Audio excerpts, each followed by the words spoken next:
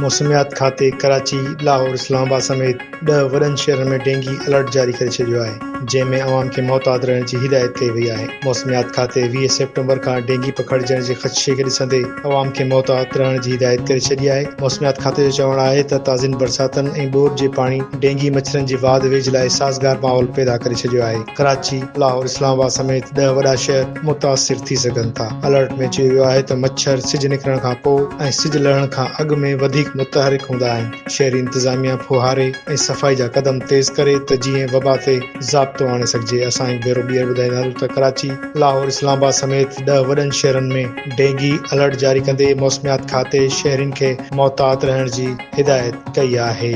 मौसमियात खाते 20 सेप्टेम्बर खां डेंगी पखिड़िजण जे ख़दशे खे ॾिसंदे अवाम खे मुहतात रहण जी हिदायत कई। मौसमियात खाते जो चवणु हो त ताज़िन बरसातनि ऐं ॿोर जे पाणी डेंगी मच्छरनि जी वाध वेझ लाइ साज़गार माहौल पैदा करे छॾियो आहे। कराची, लाहौर, इस्लामाबाद समेत 10 वॾा शहर मुतासिर थी सघनि था। अलर्ट में वधीक चयो आहे त मच्छर सिज निकिरण खां पोइ ऐं सिज लहण खां अॻु वधीक मुतहरिक हूंदा आहिनि। शहरी इंतज़ामिया फुहारे ऐं सफ़ाई जा क़दम तेज़ करे त जीअं वबा ते ज़ाब्तो आणे सघिजे। हमारे पास मैं हॉस्पिटल में इस सीज़न में कोई दर्जन भर के करीब सस्पेक्टेड और कंफर्म केसेस आए हैं।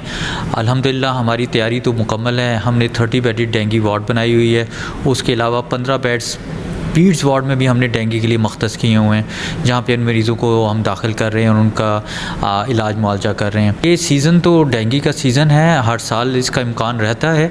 और इस दफ़ा चूँकि बारिश बहुत हुई है और पानी बहुत ज़्यादा जगह जगह पे अभी भी कुछ जगहों पे मौजूद है, तो उसमें जो नेचुरल फिनोमेना है वो तो ये होता है कि जो सॉलिड वेस्ट है उसमें इस मच्छर के एग्स मौजूद होते हैं, और जब पानी पड़ता है तो वो एग्स हैच करते हैं और उससे मच्छर की अफजाइश होती है और वो मच्छर फिर इस तरीके से वायरस को फैलाता है। उसमें इम्कान रहेगा कि मच्छरों की वजह से ये डेंगू के केसेस